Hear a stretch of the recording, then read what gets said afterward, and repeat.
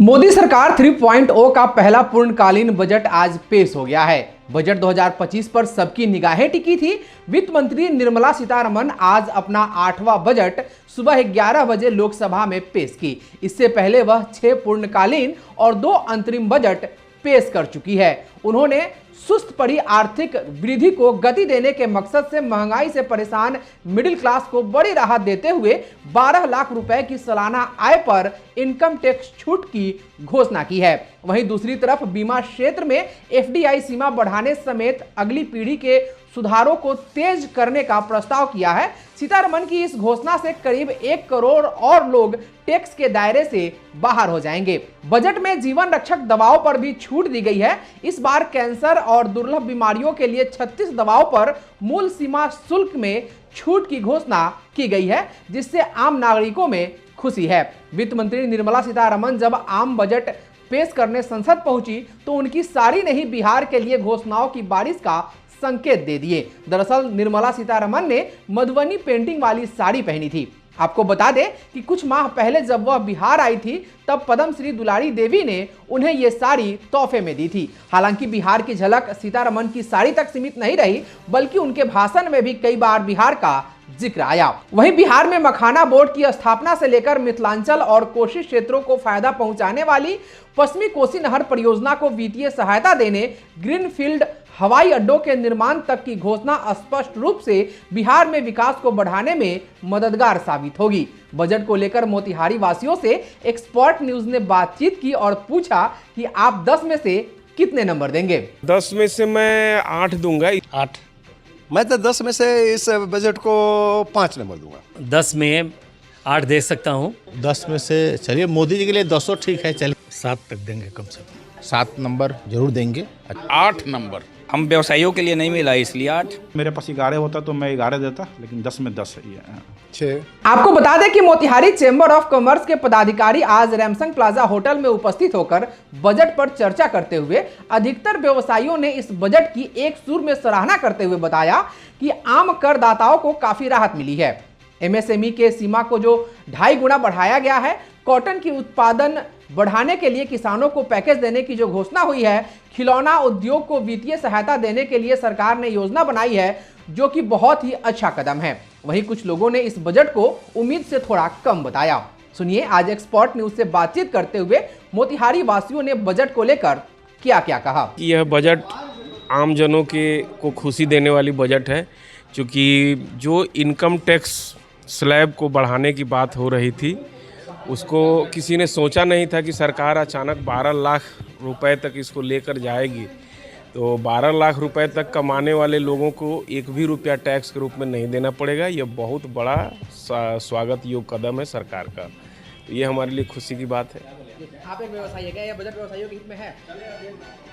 जी बिल्कुल, व्यवसायियों के हित में है। देखिए व्यवसायी के हित में क्या है, अगर प्रोग्रेसिव बजट है, ग्रोथ ओरिएंटेड बजट है, तो सबका व्यवसाय चलेगा। ऐसा नहीं है कि एक आदमी का व्यवसाय चले, सबका व्यवसाय चले। देश का ग्रोथ होना चाहिए। देश जब ग्रो करेगा तो उसके लिए तो उसमें तो सारे लोग आते हैं, हम भी आते हैं, देश के अंदर ही आते हैं, देश के बाहर तो हम हैं नहीं। तो देश के लिए अच्छा बजट है, आमजनों के लिए अच्छा बजट है, आमजनों को इससे राहत भी मिलेगी। और हम लोगों ने अब बजट पूर्व एक चर्चा किया था, जो यहाँ के मुख्य अखबारों ने उठाया भी था, उसमें मेरा एक मंतव्य था।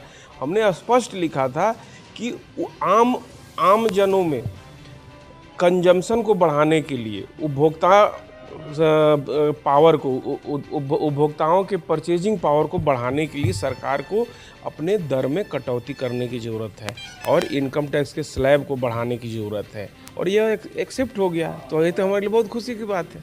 थोड़ा सा जो है, मुझे ऐसा लगता है कि इंफ्रास्ट्रक्चर के मामले में, खास करके रेलवे इंफ्रास्ट्रक्चर पे बजट को थोड़ा और बढ़ाने की ज़रूरत थी। डिफेंस पे बजट बढ़ाने की ज़रूरत है, क्योंकि आप देखें तो देखिए अभी चाइना ने 6th जनरेशन फाइटर प्लेन का निर्माण किया है। वो फाइटर प्लेन 6th जनरेशन अभी अमेरिका के पास भी नहीं है। और चाइना ने एक नहीं 2 J-20, J-35 जो 2 fighter 6th generation stealth fighter plane 2 variant उन्होंने ईजाद किया है और उसको वो बोला है कि हम दुनिया में पहला देश पाकिस्तान होगा जिसको हम निर्यात करेंगे। तो एक तरफ चाइना, दूसरी तरफ पाकिस्तान और बीच में हिंदुस्तान। तो हमें अपने रक्षा बजट, जो कि पिछले 5-6 साल से हमारे देश का रक्षा बजट बढ़ रहा था, तो इस साल भी रक्षा बजट बढ़ाने की ज़रूरत है। क्योंकि देखिए, जब आप निर्भीक रहेंगे, आप बुलंद रहेंगे, आप मजबूत रहेंगे, तभी आपका देश आर्थिक ग्रो भी तभी करेगा। तो मेरे हिसाब से, पता नहीं रक्षा बजट में कटौती की गई है कि नहीं की गई है, लेकिन बढ़ोतरी नहीं की गई है, इसका अनाउंसमेंट कहीं नहीं हुआ है। यह मेरे लिए थोड़ा सा एक चिंता का विषय है। रक्षा बजट को बढ़ाने की ज़रूरत है। सौर ऊर्जा में, ग्रीन एनर्जी में सरकार ने एक अच्छा स्टेप उठाया है। इलेक्ट्रिक व्हीकल्स को प्रमोशन मिल रहा है। उसके लिए हमें, देखिए, पेट्रोल और डीजल पे जो डिपेंडेंसी है, हिंदुस्तान का सबसे बड़ा टेंशन जो है वो क्रूड का, हम जो आयात करते हैं अपने यहाँ, इंपोर्ट करते हैं क्रूड का, वो है। और उसको कंट्रोल करने के लिए हमें इलेक्ट्रिक व्हीकल पे जोर देना होगा। इलेक्ट्रिक व्हीकल जब बढ़ेंगे तो उसके लिए हमें पावर जनरेशन बढ़ाने की ज़रूरत है। ठीक है, पावर जनरेशन, अब कोयला से आप बढ़ाएं तो एक लिमिटेड दायरा है, लेकिन आप सोलर से बढ़ा सकते हैं, आप हाइड्रो पावर प्लांट लगा के बढ़ा सकते हैं। यानी ग्रीन एनर्जी पे फोकस करने की ज़रूरत है। उस पर सरकार ने किया भी है। तो ये एक अच्छा कदम है। बजट का हम सारे व्यवसायी एक सुर में सराहना करते हैं। इसमें आम करदाताओं को काफ़ी लाभ हुआ है। 12 लाख का जो स्लैब मिला है उसमें हम लोग को बहुत लाभ होगा। और मेडिकल उपकरण हुआ, इस सब में बहुत सारा छूट है। और मेडिकल व्यवसाय से हम आते हैं तो उसमें जीवन रक्षक दवाओं पर काफ़ी छूट मिला है, जैसा कि बजट में हमने देखा। और LED वगैरह इलेक्ट्रॉनिक्स वाहन के लिए प्रोत्साहन दिया गया है, जो बहुत अच्छा है। देखिए, मैं तो बिहारवासी हूँ, व्यवसायी हूँ। बिहार ओरिएंटेड ये जो बजट है, हम बिहारवासी इससे बहुत खुश हैं। मध्यम वर्ग के हाथ में कुछ पैसे भी अब ज़्यादा बचेंगे, चूँकि इनकम टैक्स का जो दायरा है 12 लाख तक का छूट का कर दिया गया है। ये बहुत संतोष की बात है। लेकिन चूँकि मैं एक व्यवसायी हूँ और ऐसे ज़िला में रहता हूँ जो उद्योग विहीन ज़िला है, भारतीय उद्योगों को संरक्षण देने के लिए इस बजट में निराशा वाली बात मैं देख रहा हूँ। चूँकि कस्टम ड्यूटी और इंपोर्ट ड्यूटी जो कम की गई है, इससे विदेशी सामान जो भारत में आएंगे, ऑन दी होल उसका नुकसान भारतीय उद्योगों को होगा, जो पहले से परेशानी झेल रहे हैं। स्पष्ट रूप से ये ट्रंप साहब को खुश करने की कोशिश है, क्योंकि अमेरिका जो है, अमेरिका का जो व्यापार भारत से है वो भारत के पक्ष में अभी तक है। आने वाले समय में अमेरिका अपने ऊपर हावी होगा और भारतीय उद्योग इससे प्रभावित होंगे। तो इस विषय पर मैं सरकार की आलोचना करता हूं। और मैं एक बात और ज़रूर बोलना चाहूँगा कि इस बजट में GST के ऊपर जो व्यापक सुधार की मांग हम व्यवसायियों की थी, वो कहीं नज़र नहीं आई है। सीमेंट जैसे चीज़ पर 28% GST जिस देश के लोगों को देना पड़ता है, वो कैसे अपना मकान बनाएंगे, कोई बता दे ज़रा। कपड़ा पे जिस पे पहले कोई GST नहीं था, 5 से 18% तक GST। मैं कह रहा हूँ कि GST तो आम जनता को देना पड़ता है, व्यवसायियों को एक संग्राहक के रूप में वो व्यापारियों की भूमिका होती है, लेकिन इसका बोझ तो पूरे समाज पे पड़ता है। अब सोचिए, आपकी टैक्स की उच्च दर 30% है और 30% टैक्स देने के बाद भी जनता के हाथ में जो पैसे आते हैं, अगर वो कुछ अपना सामान खरीदता है तो उसको 5% से लेकर 28% तक गवर्नमेंट को GST अलग से देना पड़ता है। तो जनता के जेब से तो आप 50% निकाल रहे हैं। तो यही मेरा कहना है कि सरकार जितना चाहे इनकम टैक्स ले रहा है, वो सरकार की मर्जी है। GST के दर भी सरकार निर्धारित करती है, इससे जनता को राहत मिले। मुझे तो ऐसा नहीं लग रहा है कि एक हाथ से आप कुछ दे रहे हैं, दूसरे हाथ से ले रहे हैं। इस विषय पर सरकार को कुछ सोचना चाहिए। ऑन दी होल बजट में जो पहले था कि हर साल 50,000 1 लाख रुपए की बढ़ोतरी आती, सीधे 12 लाख रुपए तक का करना, लेकिन 4 लाख से ऊपर का जिनका इनकम है उनको तो रिटर्न देना होगा। कागजी काम कम हो नहीं रहा है। जो छोटे छोटे जो हमारे देशवासी हैं, 4 लाख से ज़्यादा जिनकी इनकम है, 12 लाख से कम है, उनको रिटर्न देना पड़ेगा। CA के पास जाना पड़ेगा, अकाउंटेंट के पास जाना पड़ेगा। अच्छा होता कि सरकार 12 लाख से नीचे के आय वर्ग के लोगों को इनकम टैक्स के रिटर्न के झंझट से भी मुक्त कर देता। ज़रा सोचिए आप कि अगर किसी व्यक्ति का जो आय है 11,99,999 है तो उसको 1 पैसा टैक्स नहीं देना पड़ता है। अगर वो 2 रुपया उसकी आय बढ़ा दीजिए तो सीधे 1,20,000 रुपया उसको इनकम टैक्स देना पड़ रहा है। ये कहाँ की न्यायसंगत बात है? इसको थोड़ा रेशनलाइज करना चाहिए था गवर्नमेंट को। इससे देखिए जो कर चोरी पहले से हमारे देश में बढ़ रही है, लोग टैक्स नहीं देना चाहते हैं, वैसे लोगों की संख्या कम नहीं होगी और बढ़ेगी, मेरा तो यही मानना है। और दूसरी बात कि हमारा चंपारण जो उद्योग विहीन है, चंपारण जैसे ज़िले के लिए टैक्स फ्री जोन अगर बनाया जाए कि जो इंडस्ट्री यहाँ नहीं लगेगी उनको 5 वर्षों तक कोई भी तरह का टैक्स उनके प्रोडक्शन पर नहीं लगेगा, यहाँ का प्रोडक्ट ज़्यादा बढ़ेगा, जैसे कि वहाँ उत्तराखंड गवर्नमेंट ने किया था, जैसा कि झारखंड गवर्नमेंट ने किया था, कई गवर्नमेंट ने ऐसा किया, वहाँ उद्योग पनपे हैं।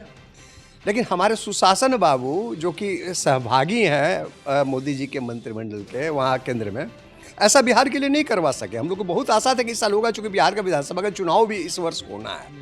ये एक निराशा का विषय है। आज का बजट जो भारत सरकार द्वारा आम जनता के बीच रखी गई आज की बजट, वो बहुत ही सराहनीय है।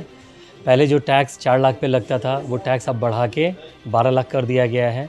यह सरकार की तरफ से बहुत ही सराहनीय पहल हुई है आम जनताओं के बीच। बिहार को देखा गया आज के बजट में कि बिहार को बहुत अच्छे पैकेजेस मिलने वाले हैं। ऐसे बिहार की जनताओं के बीच बहुत ही उत्साह है। कैंसर की दवाओं पे भी सब्सिडी सरकार की तरफ से होने जा रही है। तो एक मिला जुला के देखा जाए कि इस बार का जो बजट पेश की गई है हमारे वित्त मंत्री के द्वारा, वो बहुत ही सराहनीय है और आम जनता के बीच काफ़ी खुशी देखी गई है। जहां उस समय 28% जहां जीएसटी लगती थी किसी किसी चीज़ में, तो व्यवसायियों में था कि हाँ वो भी कहीं कम होगा, तो वो कम नहीं हुआ है।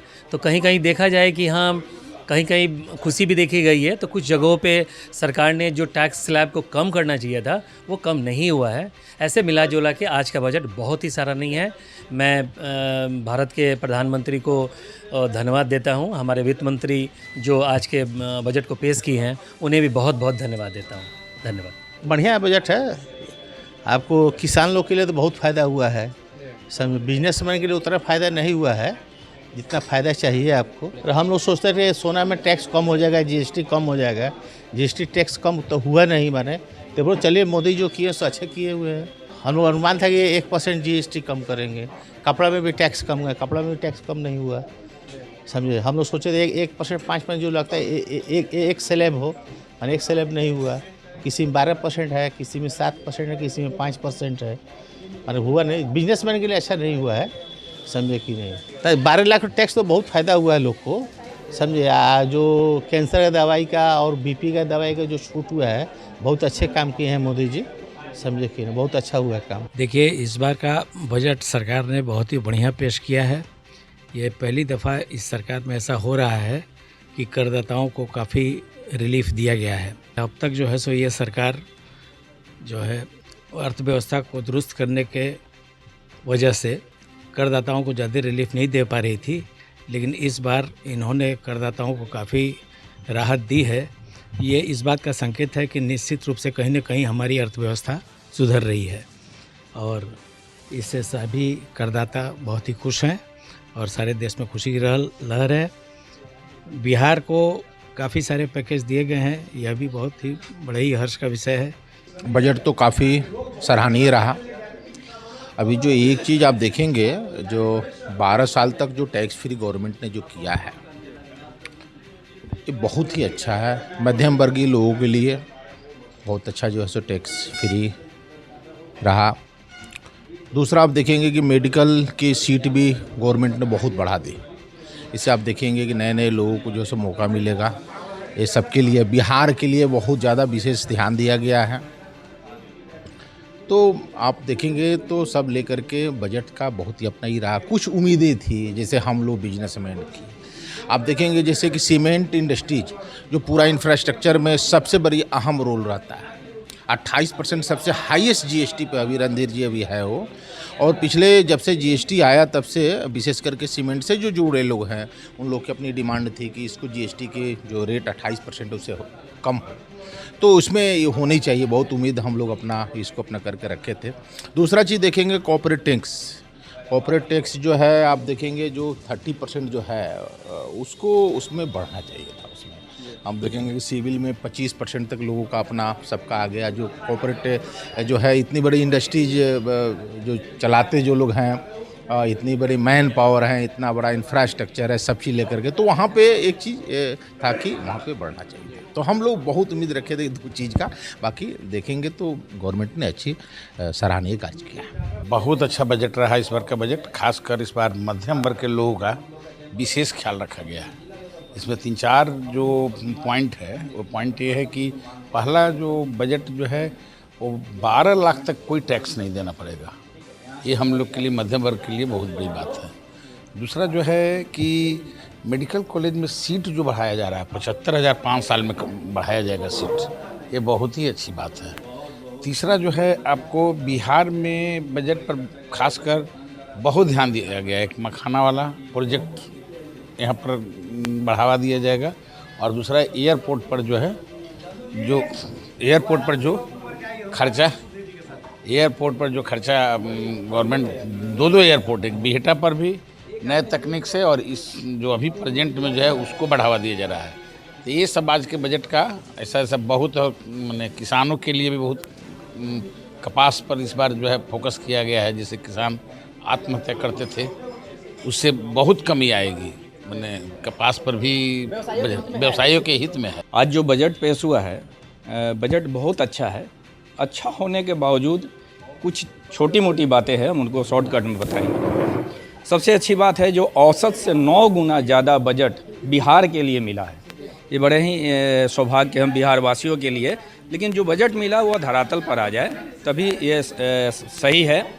दूसरी चीज़, जो 12 लाख रुपए तक इनकम करने वाले को टैक्स से राहत दिया गया, ये बहुत बड़ी सरकार की पहल है।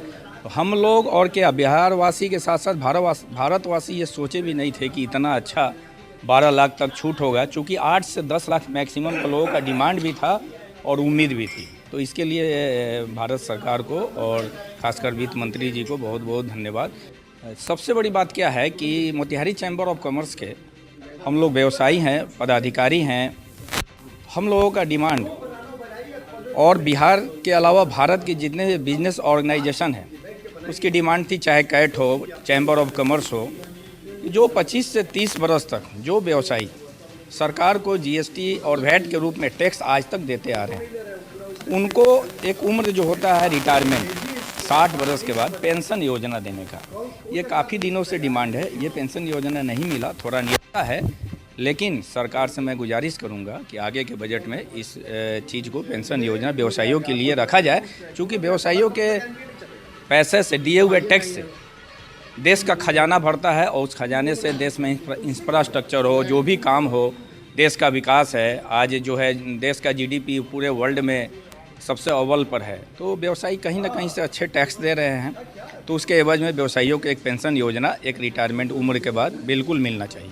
हर बजट में किसी चीज़ पर टैक्स बढ़ता है, किसी पर घटता है। अब प्रत्याशित जो हुआ है वो यह है कि इनकम टैक्स स्लैब 12 लाख तक टैक्स फ्री करना।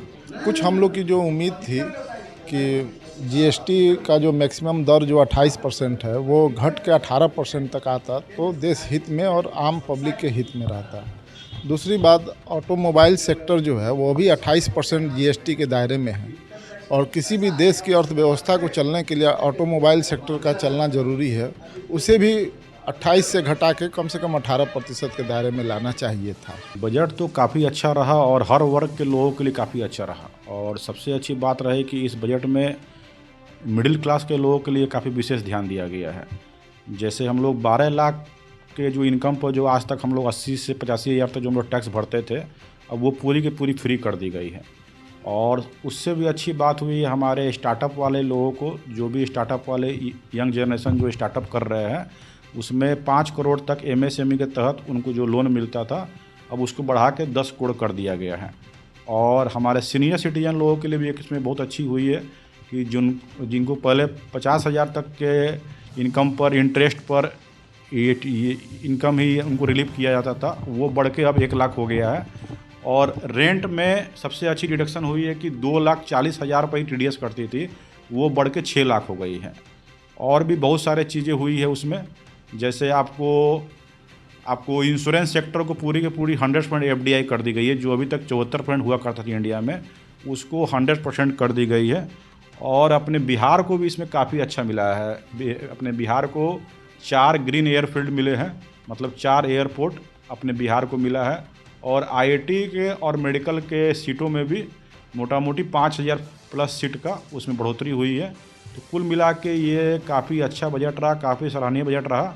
और young generation, senior citizen, middle class सबके लिए काफ़ी अच्छा बजट है।